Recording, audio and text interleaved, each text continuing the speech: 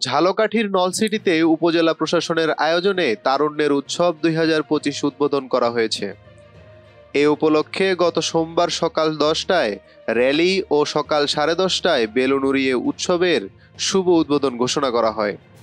Rally শেষে উপজেলা পরিষদ অডিটোরিয়ামে আলোচনা সভা ও সাংস্কৃতিক অনুষ্ঠান অনুষ্ঠিত হয়েছে। উপজেলা পরিষদ অডিটোরিয়ামে 30 ডিসেম্বর সোমবার সকাল 10:30টায় উপজেলা প্রশাসনের উদ্যোগে এই আলোচনা সভা ও সাংস্কৃতিক অনুষ্ঠানের আয়োজন করা হয়েছিল।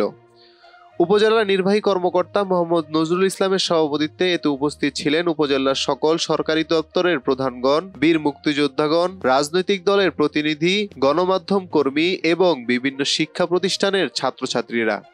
এছাড়াও এতে উপস্থিত ছিলেন বৈষম্য বিরোধী ছাত্র আন্দোলনের নিহত সেলিম তালুকদারের মাতা এবং আহতরা সহ অন্যান্য শিক্ষার্থী প্রতিনিধিগণ।